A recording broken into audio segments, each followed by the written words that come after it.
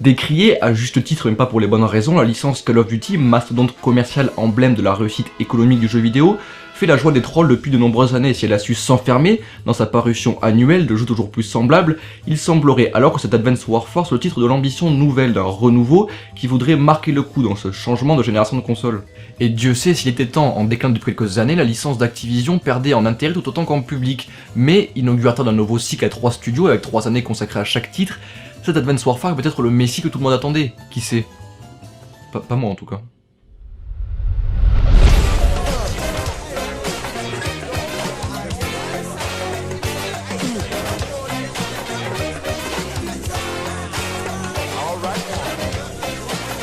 Sorti le 4 novembre 2014 sur toutes les bonnes plateformes, Call of Duty Advance Warfare est un jeu de Glenn Schofield et Michael Condrey, duo étant à l'origine du très bon premier Dead Space. C'est écrit par John McHines, Eric Hirschberg et Mark Ball. Mark Ball, c'est le mec derrière les scénars de Démineur et de Zero Dark Thirty. Voilà, je vous pose ça là comme ça. Le tout baigne dans la banalité cinégénique des musiques d'Harry Gregson Williams.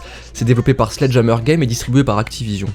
L'intrigue se situe dans le futur, nous y incarnons Jack Mitchell, un soldat de l'armée américaine blessé au combat qui trouve une seconde carrière chez Atlas, une compagnie privée dirigée par un avatar botoxé de Kevin Spacey. En même temps qu'il apprend un acteur pour Call of Duty, autant qu'il s'appelle Kevin, hein. Enfin, si c'est pour jouer un Frank Underwood du pauvre, c'est un peu dommage.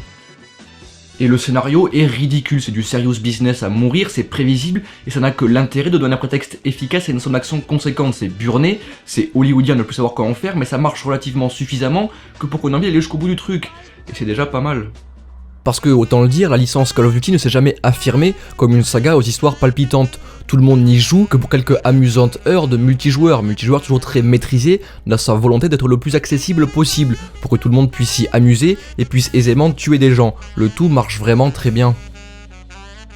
Et cette réussite dans le game feel, dans les sensations de jeu, elle est inhérente à Call of Duty. Depuis toujours, la saga a su offrir des ressentis manette en main, toujours plus dynamiques, toujours plus à même de faire plaisir au plus grand nombre, toujours plus facile à cerner et à digérer en quelques minutes manette en main. Toujours. Et ce Call of Duty, dans sa tentative de renouvellement, ne semble finalement qu'atteindre le paroxysme de ce dynamisme toujours plus fou.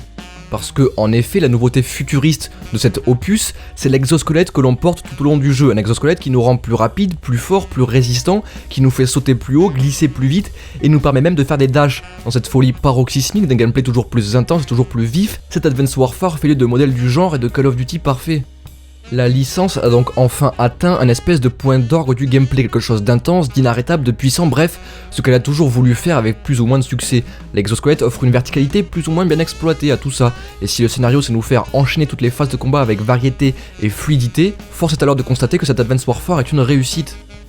De plus, certains moments sont vraiment de belles trouvailles esthétiques, sont des prouesses de level design. Je pense notamment à la séquence sous la glace, complètement folle de cohérence, avec le nouveau gameplay qui nous est proposé. Séquence intense s'il en est, elle offre au jeu quelque chose d'étonnamment surprenant dans la paresse habituelle de la licence d'Activision. Une paresse qui n'est véritablement plus à l'œuvre ici. Si la licence ne se révolutionnera pas avec cet opus, elle atteint tout de même une forme de perfection intrinsèque tout à fait intéressante. Malgré les nombreuses approximations scénaristiques et la fin légèrement bâclée, le tout fonctionne véritablement. Dans son incroyable ludisme, ce Call of Duty fait office de petit bijou, d'autant plus qu'il est enrobé d'une qualité graphique très certaine et d'une variété des décors bienvenue. Mais ça reste un Call of Duty, ce qui limite tout de même très vite tout cet enthousiasme. Parce qu'on y retrouve tous les défauts inhérents au délire de la saga. S'il est agréable à regarder, ce Call of Duty est tout de même très gris comme toujours et n'a aucun réel moteur physique, n'a pas tant que cela d'effets de particules, bref, il est beau mais pour la génération précédente. Parce que je veux dire, moi j'en attendais vraiment plus de la part d'une licence aussi importante que celle-là, qui tend à proposer de l'action pur jus en permanence, une meilleure utilisation d'un véritable moteur graphique, ça ne serait pas en contradiction du tout avec les idées de la saga pour ce changement de génération de console. Sauf que là, non, c'est un poil plus beau, les lumières sont plus jolies, mais les mêmes défauts techniques se font sentir partout, tout le temps, et c'est un peu dommage. Surtout que le titre s'acharne à nous proposer des passages en véhicule toujours plus ratés, s'ils ont un jour été réussis, et la scène en jet dans le canyon est une véritable plaie tellement qu'elle est médiocre. Et franchement c'est un peu barbant, le sound design est aussi et toujours d'une banalité affligeante, et les armes se ressemblent toutes, aujourd'hui plus que jamais. En main on croirait tirer avec des pistolets à billes. De plus, dans cette non-sensation totale des armes, le titre n'offre toujours pas plus de localisation des dégâts, c'est-à-dire que les ennemis meurent toujours avec des animations ridicules et incohérentes, et là aussi en termes de sensation de jeu, ça vole pas très haut. Mais s'il s'agit ici de pester contre l'évidence, rappelons tout de même que ce Call of Duty est un vrai succès, et sûrement l'un des meilleurs épisodes de la saga depuis quelques années. L'utilisation de l'exosquelette fait sens et est parfaitement exploitée, mais cela n'est pas dû au hasard. En effet, il s'agit ici du tout premier Call of Duty développé entièrement par Sledgehammer Games, et Dieu sait qu'Activision a eu raison de se payer ce studio pour mettre à la tête de son projet Glenn Schofield et Michael Condrey, parce que ces mecs savent ce qu'ils font.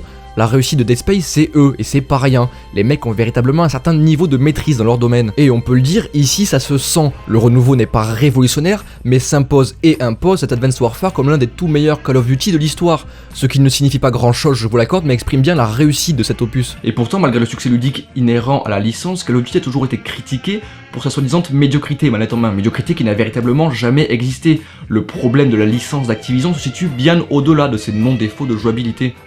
Parce que les véritables interrogations sont ailleurs. La première question à poser, c'est le problème moral de faire un jeu de guerre. Si Stanley Kubrick avait su s'interroger à son époque sur la possibilité de faire un film de guerre sans en faire un éloge belliciste, force est d'admettre que la question se pose d'autant plus dans le jeu vidéo, et selon moi la réponse est claire, ça n'est pas possible. Ça n'est pas possible parce que pour que le jeu soit bon, il doit être amusant.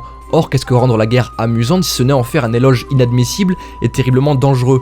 Et cette ludicité de la guerre, c'est un véritable danger idéologique, et je m'inquiète véritablement face au succès de ces jeux guerriers. Et le pire, c'est l'hypocrisie totale de ce Call of Duty. Si la présence de Mark Ball au scénario se fait sentir dans le discours quasi anti-militariste du jeu, c'est totalement hypocrite. Tu rends la guerre ludique et craches dessus derrière? Ça n'est pas possible, et c'est là qu'était l'énorme échec de Spec Ops The Line selon moi. S'il s'agissait d'un jeu de tir à la troisième personne qui avait la prétention de tenir un discours sur la guerre, et l'essai est tout à fait louable, le jeu était très hypocrite parce que pour être bon, il devait tout de même rendre son expérience amusante, ce qu'il n'arrivait pas non plus à faire d'ailleurs.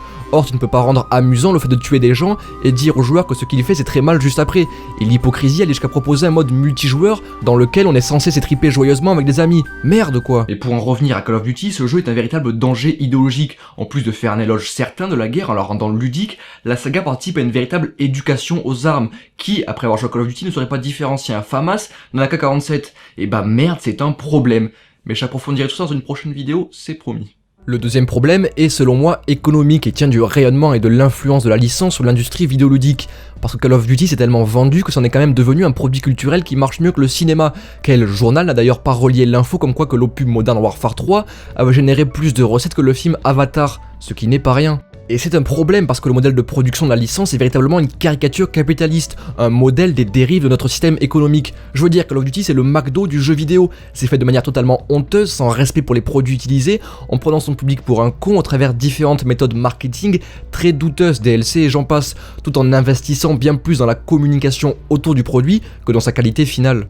Et c'est là que le bas blesse. Malgré cela, la success story de Call of Duty n'est plus à prouver, et ce succès planétaire en a inspiré plus d'un. Et bonjour les studios à s'inspirer d'Activision et de son modèle éthique pour surfer sur sa réussite. Electronic Arts, Ubisoft et j'en passe, nombreux sont les éditeurs à avoir suivi cette démarche amorale pour générer le plus de bénéfices possible sur un marché vidéoludique saturé d'une médiocrité absolue et d'un consumérisme total. Et c'est un peu dommage si mes convictions anticapitalistes évidemment m'engagent sur ce terrain-là, je ne peux tout de même hurler face à la réussite d'Activision et face à la façon dont des studios se sont inspirés de son modèle de croissance pour faire leur beurre. Et c'est le véritable problème de Call of Duty. Son succès a tiré toute une industrie vers le bas. Et voilà vraiment où est mon propos, parce que intrinsèquement les qualités ludiques de Call of Duty sont certaines, mais moralement son système de production est sale et en a inspiré d'autres, et c'est véritablement déchirant. Je veux dire, regardez Assassin's Creed, un jeu par an, ça tourne en boucle, les jeux ne sortent même pas finis et sont vraiment tous semblables, et moi ça me fait chier. Vraiment. Parce que Call of Duty c'est sympa à parcourir, on s'y amuse vraiment, et cet Advanced Warfare est d'une puissance ludique indiscutable. Malgré les sensations de jeu pas toujours folles, il y a une cohérence entre le game et le level design d'une grande qualité. Mais ça n'est pas de cela dont il faudrait discuter avec Call of Duty, c'est une évidence que c'est fun manette en main, sinon il n'y aurait jamais autant de personnes pour y jouer, autant l'admettre.